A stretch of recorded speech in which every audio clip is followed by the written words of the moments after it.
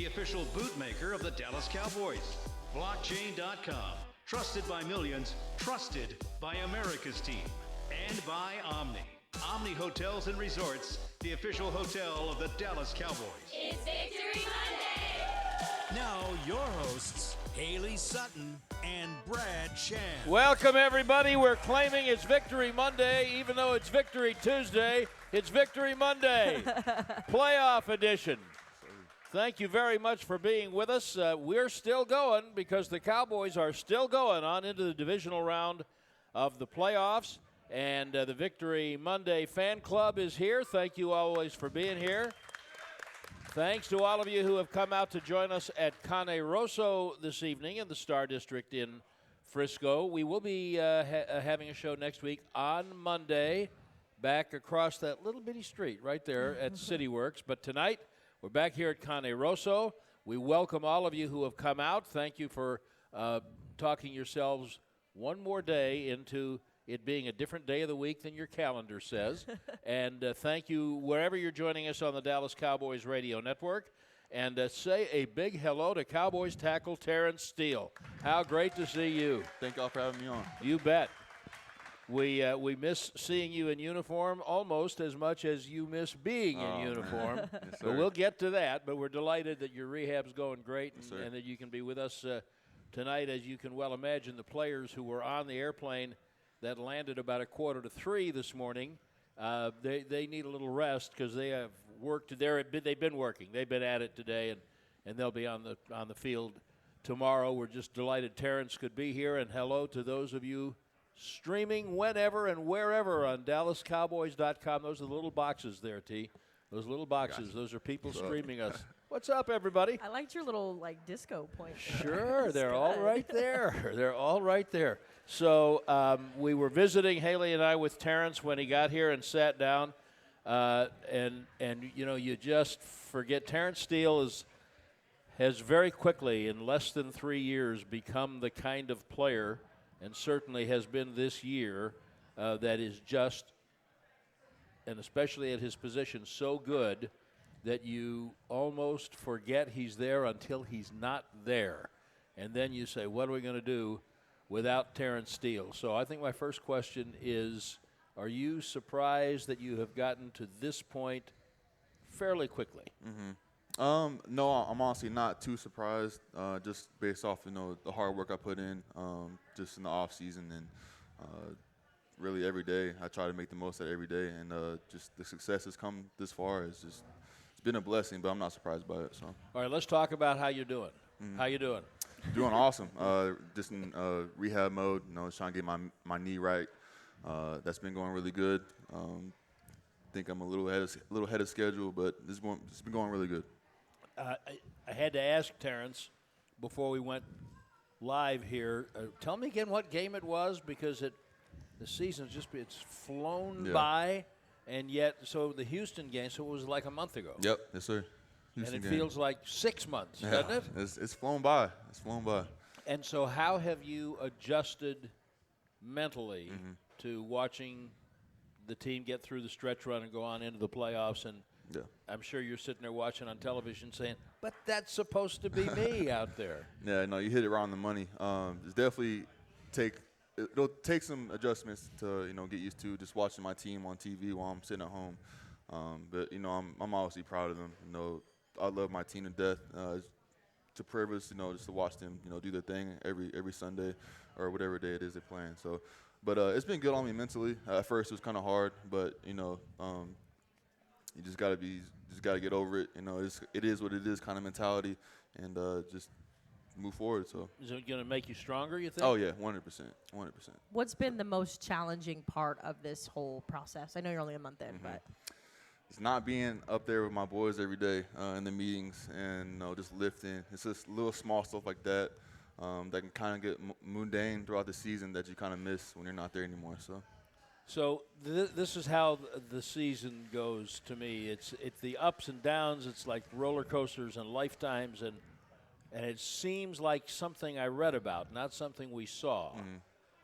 That the last time you played Tampa, you had 4 false starts, and my vivid memory of the locker room after that game is Zach Martin grabbing you and explaining to you how you know how good you are, and we know how good you are, and don't let this game get to you. Yep. Tell us about that whole process. You hit it right on the money.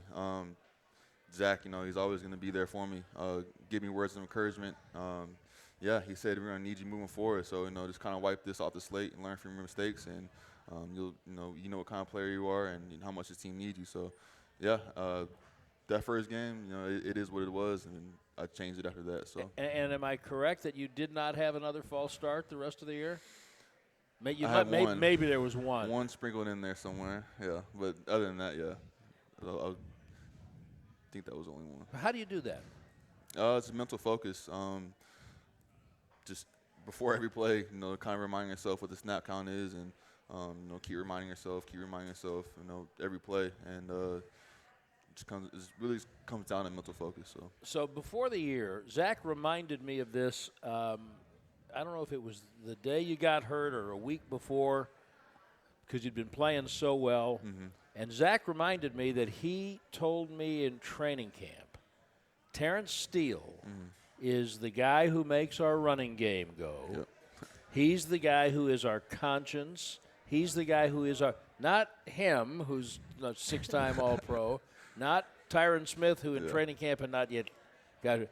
Terence Steele is the guy who's our conscience, our enforcer, and here, anybody who has heard you, the people who can see you now, you're so nice. Yeah. You're just so pleasant. And so how is it that you're the enforcer? Yeah, it's just a mental switch you turn on when you hit the field. It's straight business between those lines as soon as you touch that field. That's just kind of my mentality. I kind of want to be the enforcer. I want to have my teammates back. I want to get out there and set the tone, early on. And I feel like the team can kind of pick up on it and, feed off the energy. So that's just the kind of player I want to be. Did you think you were that guy at Texas Tech? Yeah, for sure. Ooh, I love that. So why do you think you weren't drafted? Multiple reasons. Some of which you really don't want to talk about right now. Everything worked out. Everything worked out the way it's supposed to be. I'm blessed to even be here sitting with y'all, working for the Cowboys. It's just a dream come true. So I'm super blessed. Were you disappointed in 2020 when the draft came and went and you weren't big? Who wouldn't be expecting to be drafted? You're not, but it definitely motivated me and sparked the fire in me to prove everyone wrong and be the best version of me I can be. And I feel like it's kind of been transpiring over these past couple years. So. As a former college walk-on, I can respect that. Respect the hustle, right? I appreciate it. I want to go back to Zach Martin. She played soccer, not football, just in case anyone. Technically, it's football. It is. Technically. It is. But I want to go back to Zach Martin. We had him on the show a couple weeks ago, and he was giving you just glowing reviews, talking about how much he enjoyed the mentorship aspect, the relationship you guys have built. Yep. Just kind of talk about how instrumental Zach has been for you throughout this process, what his mentorship, his brotherhood has meant to you. Yeah. Zach, like I said earlier, he's always in my ear, giving me positive comments, just asking how I'm doing every day. Even since I've been hurt, I see him almost every day. He's coming up to me, asking me how I'm doing, stuff like that. And something I just do on my own is I kind of just watch him. I just kind of watch how he goes about his day. What is he eating? How's he taking care of his body before practice? What you doing after? How's he taking notes during film? Just small stuff like that. I'm trying to just soak everything up as I can with him, Tyron, Jason Peters, everyone in that room. So. How's it special to learn from those three guys who are probably future Hall of Famers? Oh, yeah. No, it's definitely a blessing to be in that room, man. It's a lot of knowledge you can soak up from them. And so, when you have grandchildren and you take them to the Hall of Fame someday and you go by Tyron's bust that will be there and you can say to them, I got hurt this one time and it took that Hall of Famer to replace me. They couldn't find anybody else. They had to move him from the other side to replace me. Do you think about that? Sometimes, yeah. It's a big shout out to Tyron for even making that move. That should be noticed too. Played probably 98% of his career at left, and then for him just to make the move to right, it was awesome. So, yeah, it's definitely pretty cool. I'm only somewhat kidding because he did play right tackle his rookie year, then he's been a left tackle ever since. So in the last month, have you said to him, hey, Tyron, let me just tell you a little something about how you might want to use your footwork here on this There particular honestly play? hasn't been much. It's crazy. He's like a mirrored image from left to right. It's insane to watch. So I'm actually taking notes on how he's doing some stuff so I can add it to my game. So it's been cool to watch him play my position and kind of see how he's working things and pass pro and run blocking. So it's been pretty cool. Would you give him pointers if he needed it? Yeah, he asked me a little bit about some personnel before Tampa, so I gave him some insight on that. But other than that, yeah, if he needed anything, I'd for sure, give him whatever tips I can. And before we, no kidding. And before we take the first break, you mentioned Hailey mentioned Jason Peters, who, when you went to training camp, you had no idea Jason Peters was going to be your teammate. Yep. I think if he never played it down, what he did for Tyler Smith was worth whatever 100%. It was that they paid him. Yeah. But how has he? I've heard Tyler Biotish talk about how Peters has helped everybody, all of you younger players in the room. How has he done that? Yeah, Jason Peters is awesome. A great, kind of deacon of light in our room, just to, go up to, and whether it's football, life, whatever, you can go up to him and talk about anything, and he's happy to help. Whatever he sees, during practice, during film, he's not going to be afraid to, tell you what he sees and what, some correction could be.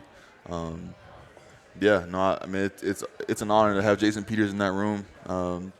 It's been pretty cool. What a masterclass for you young guys, like Hailey said, to have 3 Hall of Fame players in that room. Okay, we're going to take our first break, and we're going to talk to Terence Steele about how he got from Cibolo, right? Yes, sir. How he got from Cibolo to the most indispensable part of the Cowboys' offensive line, and the road ahead, and lots to talk about, the playoffs and everything else. Terence Steele is our guest. We'll be back at Cane Rosso at the Star District in Frisco on tonight's Cowboys Hour.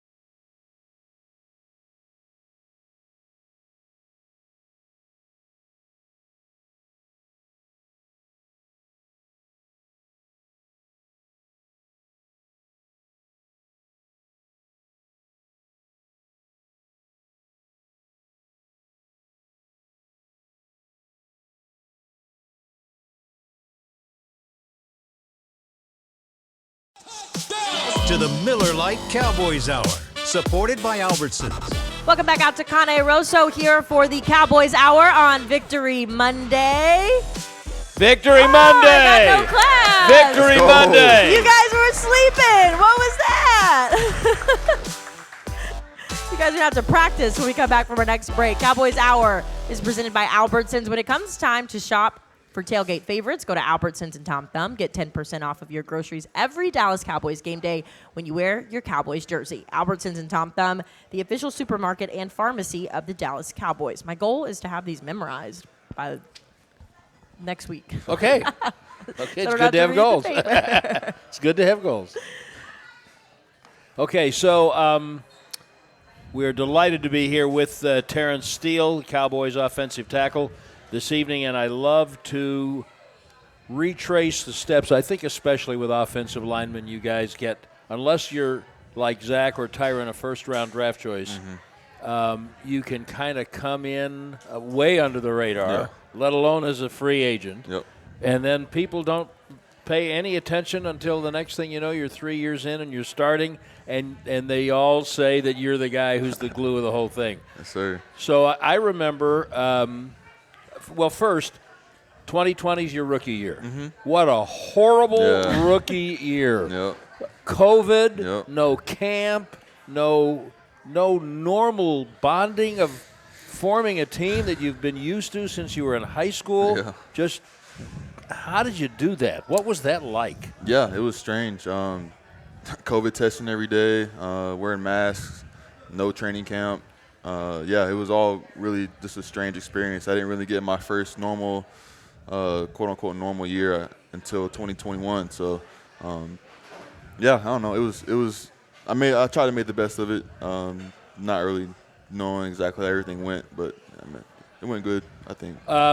There's always a little bit of, well, I say always. My experience is there's usually, when a college free agent becomes a really good NFL player, there's usually some interesting twists in the road that got him to where he is. We've talked to Peyton Hendershot. I know Hailey's talked a lot to Peyton, and he's, you know, that's one great example. So how did you get here? Where else might you have been? Yeah.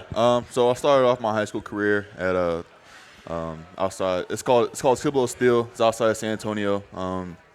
Yes, we got the same last name. I get told that a million times, but It's basically your high school. Named the pretty school much. for you while you were still there. Very exactly. But yeah, did high school there, and then I went to Texas Tech. 2015, redshirted my first year, and then started all 4 years there. Okay, hold on a minute. Is that who's the head coach who recruited you? It was Kingsbury. Kingsbury? Yes, sir. Okay, so how many other places recruited you? Probably 6 or 7, but yeah, just when I visited Tech, I kind of fell in love, just with the atmosphere, the coaching, and just the campus, the city, and it was not too close to home, but not far away. It's kind of in that sweet spot, so it checked all the boxes, and I wouldn't change anything. So. Yeah, and I ask that because those decisions that we make early. That we just think like, yeah, that's what made sense. But a lot of times we look back on it and we say that was like an important development in my life. My life might have been different if a different decision had been made. Yep. So was anybody else serious in your view, or was it kind of always Tech? Yeah, there are a couple teams that really wanted me. BYU, they were like the first school to offer me. Oklahoma State really wanted me. U of H really wanted me. UTSA, since I was a San Antonio kid, they really wanted me. Tech, obviously. Yeah, just those are a couple just off the top of my head that I remember. So were you thinking about pro football then? And here's why I ask that. You go to play in Kingsbury's wide open offense. Yep, air raid. And that is not necessarily what you'd think of as the blueprint for an offensive lineman for the NFL. Yep. Yeah, we were in air raid offense, spread, throwing the ball probably 95 times a game. So yeah, I got a lot of pass reps there. But not much run blocking. And the few run blocks we did, I try to make the most of. So yeah. Yeah, this was going to say, how do you, when you're in a situation like that, I mean, you had to have known going into it that that's how it was going to be. Mm-hmm. So how did you kind of discern and kind of put yourself in that mindset of saying, okay, like this is what's going to happen when I get to run block, I'm going to. Yeah. Whatever they called, I was out there just blocking. I was just happy just to be there and just wanted to, just be the best person I could be for my team. So, run past whatever it is. I just wanted to make the most of it. So were you thinking pro football at that point, or were you just happy to be going to college and playing ball? To be honest, when I first got there, yeah, I was just happy to be there. And then, just as I was working out, just kind of learning more and more, I was like, I could really make something out of this. So that was really early on, probably like my redshirt year. So that kind of lit another fire under me, just to be the best version of me I can be, taking my nutrition, my education, learning the game of football, just all very seriously. So, was there a coach or a mentor who led you in that direction, or did you just kind of look at it and say, "Wait, I could do this"? Yeah, Kingsbury was really, really, important for my development. He was really cool. My O-line coaches, I had a couple of them that helped me realize my potential and brought the most out of me. So definitely those people. Okay, so where'd you want to play in the NFL? Once you figured out, okay, I'm good enough, I'm going to go play in the NFL. Where'd you want to play? It's obviously not Dallas. Was not what you were thinking about. The look on your face, I'm going to guess either Houston or New Orleans. Nah, I grew up a Tennessee Titans fan. Okay. Don't. No, did you have like family who'd been Oilers fans, and that's why? No, so I was born in New Mexico. Okay. They didn't really have a team there, so the second state I lived in was Tennessee. So I decided to run with them. So I feel that's somewhat valid, but. Okay, so no, hey, it's completely valid. Yeah. So given 3 wishes, you might have been a Titan. It's okay to say it. Yeah. It's okay to say it because you're not. This is your safe place. Yeah, these are safe people exactly here. right. You don't have to. Maybe in another life, but I love Dallas. So now. Yeah. Now that you got here. Yeah. So 20, you go through that, and I remember whatever there was of training camp, which was all right out here in private. Yep. And media could watch like from buildings or a distance, remember that, right? Yeah. And so I noticed early, because those are the practices that we get to watch, really, or training camp. So I noticed early you were playing a lot with the first team on both sides. So I started asking some questions, and then it became clear when the answers were vague and nobody really wanted to talk about you as the first preseason game got closer and then the regular season. I thought they've got plans for this guy. They don't want to talk about him. They don't want anybody to know about him. Yep. When did you know that was the case? Probably when I was like the first week of camp. I kind of just they were throwing me in rotation in the one. So I was like, okay, just make the most out of it. Give my coaches all the confidence in the world that I can possibly give them. So.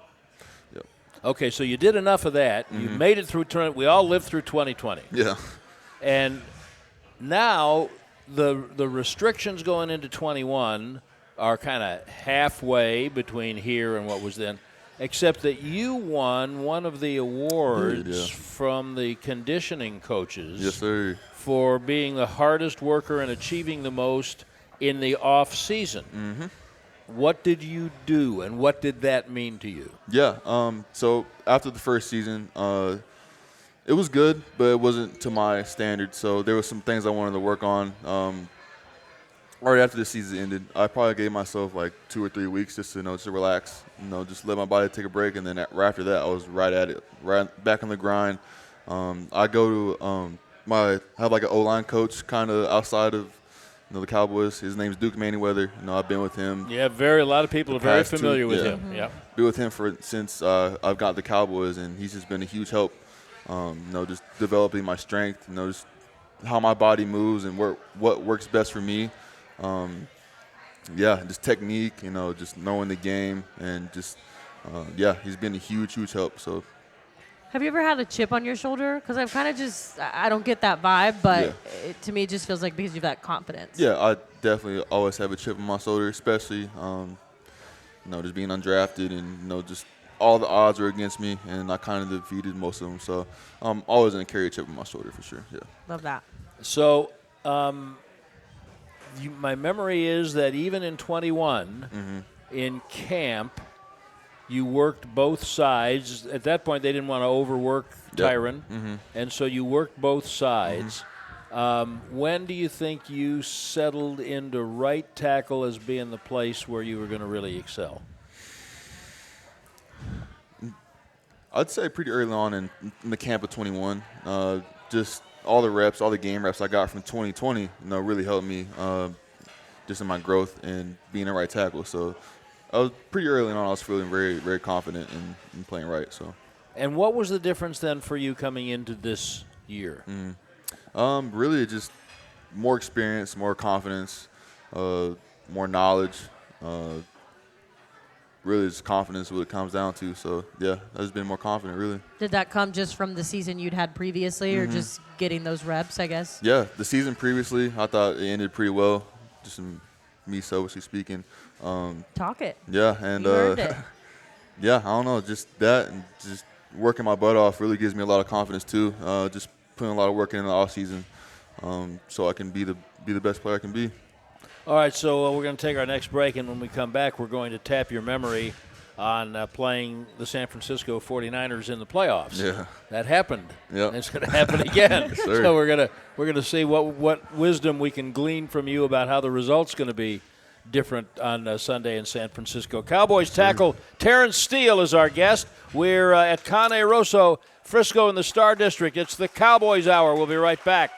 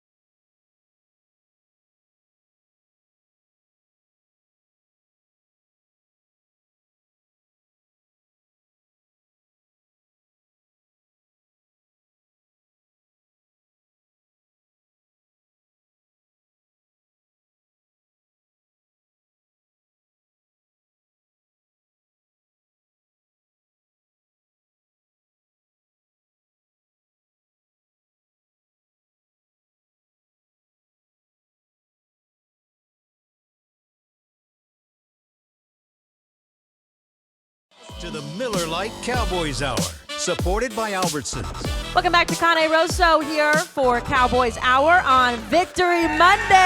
There we go. See how well you coached them? I did. I had to give them a little tough love at first. These kids over here, they're our biggest fans over here. We love that.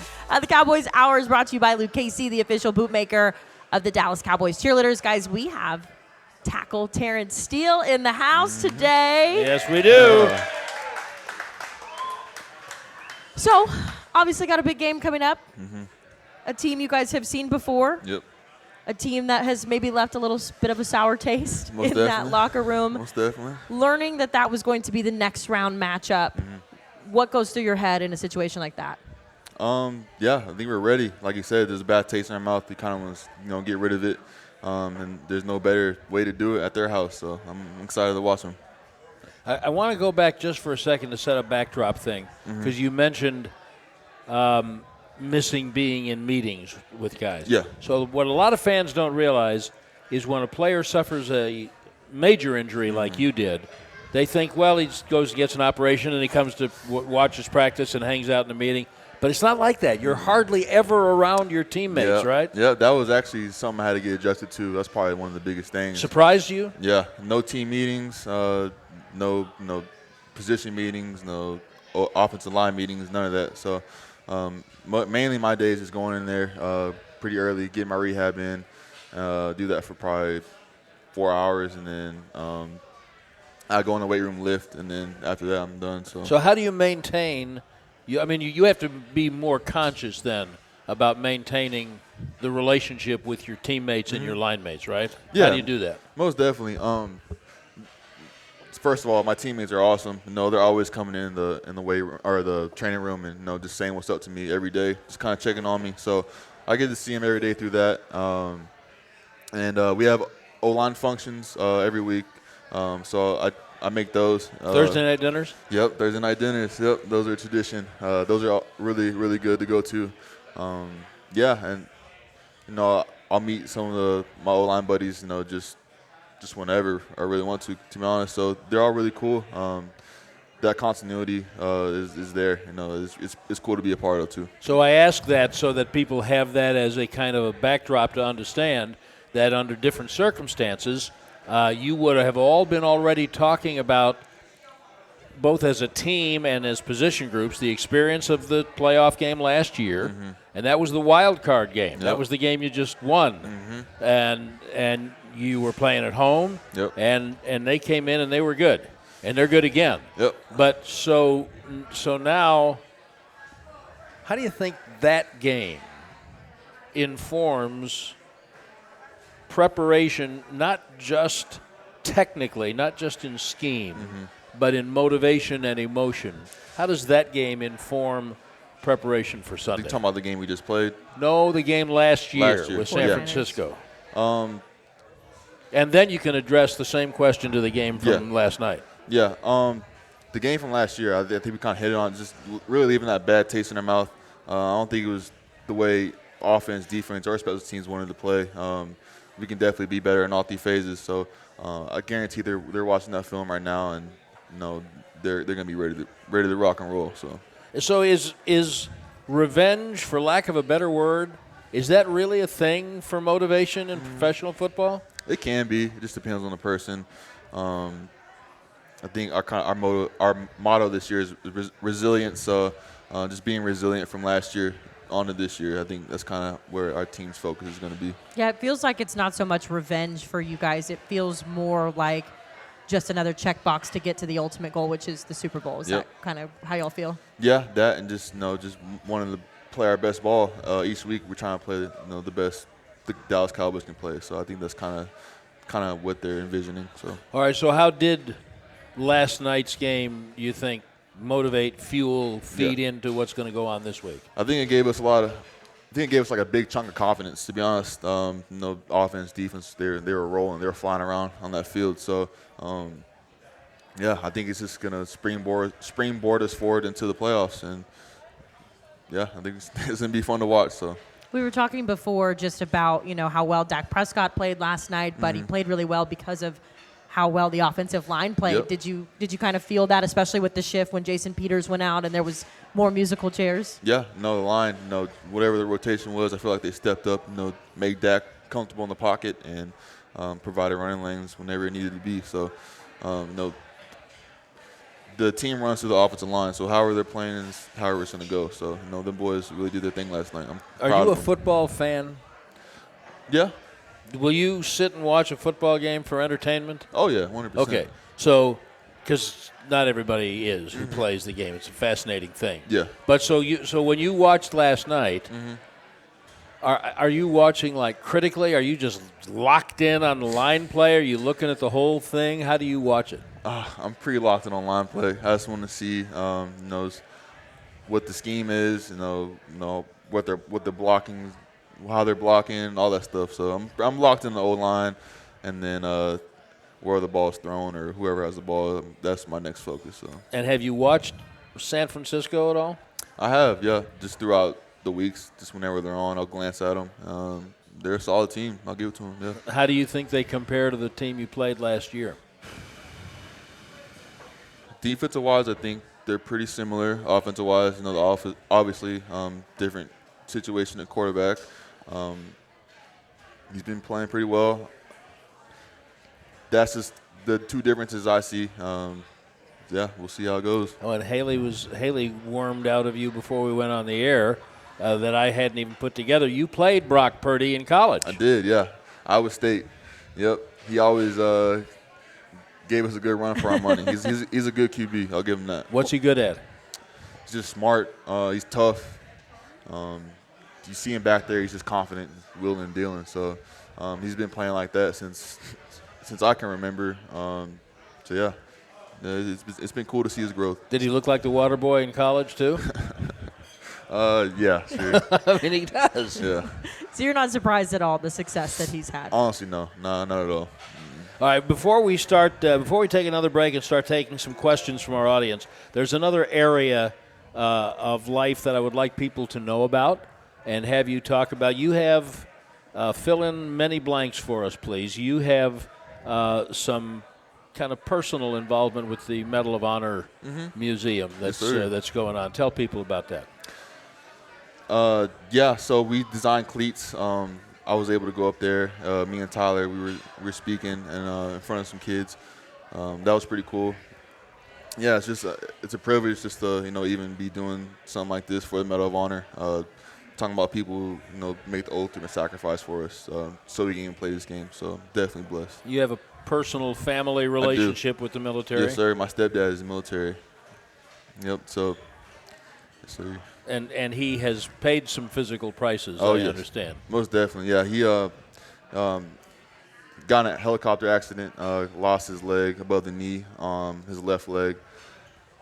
Had a bunch of back surgeries, broke his back in a bunch of different places, his pelvis, lost a finger. Yeah, so just to see him, kind of bounce back from that. That happened very early on. Not very early, but pretty early in my life, probably like 8 or 9. So watching him kind of bounce back from that really just kind of, showed me that anything's possible if you put your mind to it. So when you see that at 8 or 9, that is very young, and it's old enough to make a lasting impression and start to form some opinion. So what did that leave you with? Whenever I'm feeling down or just feel like something's not going my way, I kind of think of my dad and how he kind of overcame the situation he did, and that it gives me strength just to pull through whatever's going on. So. Has it kept you from, when you have something like happen to your knee, has it kept you from saying, poor me? No, yeah, 100%. Yeah, like he's been through so much worse stuff and just bounced back better than ever. So he's just a perfect example of doing stuff the right way and just having that great mindset, and you can overcome anything. So he's resilient. Exactly, resilient. Were you surprised, or let me not put words in your mouth, when they presented that as the theme for the year? When did they do that? In the spring? Yeah, it was pretty early on. Zach told me, he was the one. He was like, hey, we're going to do this, the whole O-line. So I was with it from the very jump, and that was something I was probably going to take a similar route either way. So Yeah, I'm very happy we did something like that. And did that feel like, oh yeah, that fits? This is for me. 100%. Yeah, and they the Medal of Honor recipients, they were actually at our practice one day, and we got to meet them afterwards. So that was a huge thing for me. That was really cool. Yeah.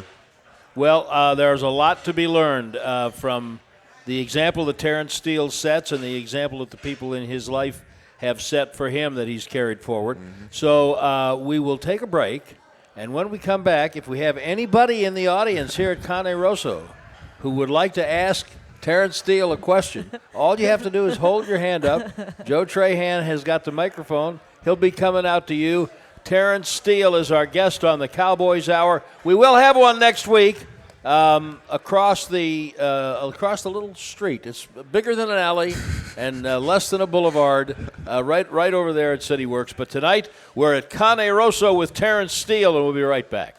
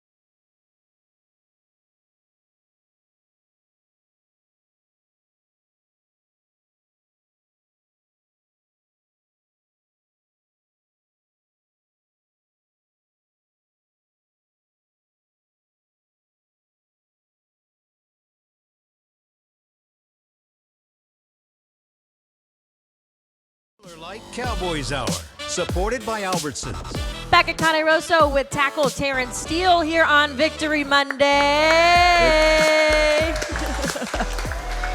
It's fine. I'll give you guys a B for that one. The last one was better. Cowboys Hour is brought to you by Papa John's. Better ingredients, better pizza. Papa John's, the official pizza of the Dallas Cowboys. I think we're going to take some questions. But real quick, because we were just talking about the gritty, what did you think of Mike McCarthy's dance moves yesterday? Because he explained to us in the press conference that he said it was just a little bit of a tease, and it was a combination between like a break dance and a gritty. There's no way that was a gritty. There was also no way it was a break dance. So it's just him excited at the moment, just whatever his body was feeling at that moment. It's just him probably doing it. So I thought that was pretty funny, though. Have you ever seen him act that way? Because No, we never I've get never that. seen that. We get a couple of jokes here and there, but I was blown away. That was incredible content. That was funny. Yeah, I love that. Love it. What's the loosest you've ever seen him? Probably that, to be honest. In person, though, I don't know. It's hard to put an exact. Probably the Vikings, to be honest. When I see This him year? the loosest, yeah. And what did he do? I don't know. Not much. He didn't dance, clearly. It would have been remembered. But you could tell he was happy. Oh, yeah. Yeah. He was, All right. definitely happy. Are you ready? Because I have a feeling you may not be quite the same after these first couple of questioners grill you. Okay, Joe, let's go right over here first. Good evening, Terrence. My name's Rambo. Nice to meet you, Rambo. Thank you. So you guys are playing San Francisco, obviously, this coming Sunday. They're going into the playoffs red hot. Mm-hmm. Every overheated motor needs to cool down. Do you think they're going to cool down this Sunday? Do I think the 49ers are going to cool down this Sunday? 100%. Yes, sir. I agree. Yes, sir. Perfect. Yeah. I appreciate it. No, there I was didn't no know where he was hesitation. going there with the overheated I motor. didn't either, It's a but good there was question. no hesitation. No hesitation. Okay, here we go. Yeah. Oh, this could be trouble. You already know this, Terrence, but you're one of my favorite players. What would you do if you weren't a football player? Ooh, that's a Terrence, that's a great who question. is this grilling junior journalist over here? That's Boston. That's my agent's son. Yes, sir. But no, that's a good question, Boston. To be honest, I probably would have followed my stepdad and enlisted in the military. So, yeah. Interesting. Can we ask Boston a question? First of all, why is Boston wearing a Bengals Yeah, what Joe up with Burrow that, Boston? He's likes Joe Burrow. I don't know. jersey? Okay, shouldn't he be wearing a 78 Cowboys jersey? He's got it. He wants to rob Burrow today. Okay, and what is that? What is that that's happening on top of your head, Boston? That's the new look. You don't know about it? I don't, but you know, we look love at my a good age. bun, Boston. Look at we my love age. a good bun. What would I know about that? You look like Bam Bam from the Flintstones, right? Nah, we love it. Okay, love it, Dad Boston. agrees. Dad agrees. Okay. Oh, can you see around this console here? Yes. Okay. Kind of.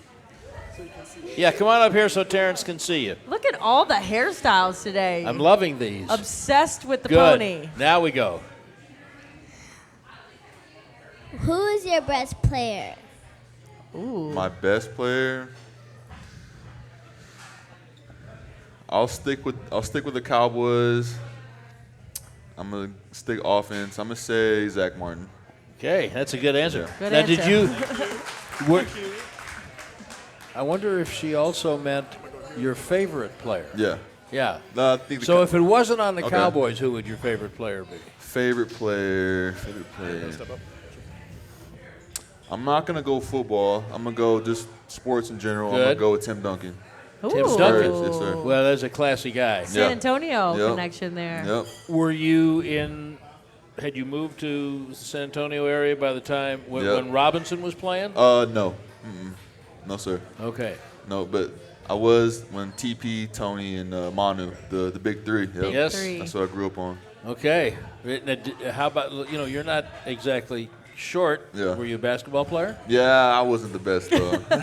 Definitely football was my go-to. I mean, you had to be pretty good cleaning the glass now. Yeah, I can get some rebounds, but I just wanted to stay outside the arc and shoot threes all the time. So Of course you did. Because every big guy is a three-point shooter. yes, sir. Hey, Terrence, how you doing? Good. How you doing? Are you lobbying the coaches more for pass plays with your touchdown pass? I was wondering about that. Yeah. Was your heart skipping a few beats when you were that wide open? Man, so that's every lineman's dream, right? Been my dream since I ever started playing football. Just to score, especially in the NFL, it's just a dream come true. But yeah, most definitely. I'm always in coach's ear to get me more. I always want more. Now, refresh everyone's memory. What game was that? That last was year? the Commanders Okay. at home. Yes, sir. And wasn't that supposed to be Connor McGovern's play at first? I don't think so. No, 'cause Look at the look. He said it's mine. that No, was it's mine. Yep. That was all mine. Sir. And Who? very sure-handed. Yeah. Oh yeah. Most It definitely. was your moment. You couldn't fumble Couldn't drop it. it. Couldn't drop it. No. Okay. I only get one chance, so I'm gonna make the most of it. So far, there's only one Yes, chance. sir. Okay. Hello, Terrence. How you Larry from doing? McKinney. It's a two-part question here. Okay. First part is, did Van Der Esch ever get a trade with Tom Brady on the jersey? And second part would be, Smart. Forgot about as far as the team goes, who is musically inclined to pep the team and sing and get everybody going? Okay. This is interesting. Those Yeah. are two Good good questions. The questions. first Very one, good. I don't have the answer for you. I have no idea about that one. That would be pretty cool if he did, though. The second one, I'd have to go with Isaac Alarcón. Yeah, he's pretty musically inclined. He can play the guitar. He can sing mariachi. So it's pretty cool to see him. Yeah. Does he break out the guitar on Thursdays ever? We actually did have an O-line dinner. He did break out the guitar, and he had a mariachi band come in, and he was singing too along with it. So yeah, it was pretty cool experience. This is outstanding. Yeah. Joe Trahan, do we know if Leighton Vander Esch tried to do a jersey? No. They Joe- did have a nice embrace after the game. Micah tried, and Micah got Heisman. Well, I can imagine. Okay. He didn't want to give but it to Micah. They did have a nice meeting. They the two did. of They them? had a nice little hug before Tom went in and was talking to Dak. It was very brief, though. I think he wanted to get out of there. Yeah, no, I think that was clear. Yeah. Was it just last week that Leighton was on? Was it only last week? Yeah. Wow. Yeah. And yes, and Rambo brought a big, The Leighton giant-sized Yeah. Leighton Vander Esch head in there. I'm a little disappointed you didn't bring a Terrence Thank head you. today. Just all good. If we're being exactly where I real. was All going. good. No giant Terence Steele head. Okay, so let's wind the clock ahead just a little bit. Hopefully the season is going to last 3-4 more weeks. One way or the other, you are in your rehab program. So what lies ahead in the next 2 months? 2 months. Really just, walking on my own without a crutch. Just keeping the activation in my quads, going, just, building muscle. Really just trying to progress as much as I can without, pushing it too hard. So I said 2 months because it's usually in mid to late March that the off-season program starts, the conditioning program, right? You can get in the weight room. Yeah. So how close will you be to that? When will you be able to get in there? I'm already in the weight room now. Nothing lower body-wise, obviously, just upper body. I don't know the exact timeline, but I know I'm not too far off from anything lower body in the weight room. Probably around that time is pretty accurate, but I don't have an exact timeline. So I wanted to ask you real quick because we were talking about it earlier. What stood out to you the most about the offensive line in Monday's game? Was there, something that you keyed in on that you were like, wow, that was really impressive? Or maybe just in this stretch since you've been out, what have you seen? Yeah, there was a play I remember. Me and Zach were talking about it earlier today. It was on the goal line. It was like a what do we call it? It's like a power to Tyler Smith's side. He was blocking down, and he was working up to the backer, and he kind of just threw him to the ground. So I was like, okay. Oh, I saw that. Yeah. Was it Devin White? Yes, I sir. saw that play on Yeah. replay. That's like That's the kind of stuff I like to see right there. that's So, like a high number one pick. Yeah. He's one of the best linebackers in the business, and Tyler Smith put him on the ground Yep. on the second level. Yep, that's the stuff you love to see right there. So yeah, that was a good moment for me last All night. right, so when everyone's healthy and in the flow and the continuity's going, who's got a nastier streak, you or Tyler Smith? I'm gonna go with myself, but Tyler definitely has a nasty streak too. So that's something I love to see over there on the left side. So yeah. And how about the bonding between the two? He had so much thrown at him when Yeah. he came in, left side, right side guard, Yep. tackle. Yep. But now, I think people are looking and seeing the two of you as the bookend tackles Yeah. here for a long time. Yeah. Me and him got lockers right next to each other in the locker room. So, just from the very first day he came in, I told him, whatever you need, don't be afraid to ask me. Whatever I see from you, I'll just tell you. Like, if I see something that needs to be corrected, I'll let him know. And I'm not afraid to speak up or whatever. So, and then Tyler, he's just a hard-working guy. So, he came in under fire, kind of like I was my first season, and he handled it very maturely. Worked his butt off, and yeah, he's doing pretty good now. So Does it feel funny to be now offering tips to the young guys since you've been here like for about 10 minutes? Yeah, no, that has been a little weird, but I'm never afraid to spread knowledge to whoever needs it. So you said earlier, I don't know if we were on the air or off the air, but you are not just confident, you're planning on being back for training camp. Oh, 100%, yeah. Before that, will you be in OTAs, do you think? Or is that pushing it a little? That's up to the trainers to decide. If it was up to me, I would want to be, yes, but that's up to them. But, yeah, I'll be ready for the season for sure. Have you had to do anything with Britt Brown on the cords in the last couple of years? No. He said I've not never. yet. I've heard it said that you'd rather play the hardest game of your life than work with Britt Brown. Yeah, I I've can also see heard it. that as well. I can see it. No, my time's coming though. I haven't been on the courts with him, but it's coming. Your time is here. Tyler Smith. Listen, I'm thinking about Tyler Smith. Terence Steele. Terence Steele. Tyler Smith, Terence Steele. We'll clap for Tyler, too. I'm really tired. I was on the airplane. Terrence, thank you. Haley, thank you. Thanks to all of you. We'll see you next Monday across the street. Tyler.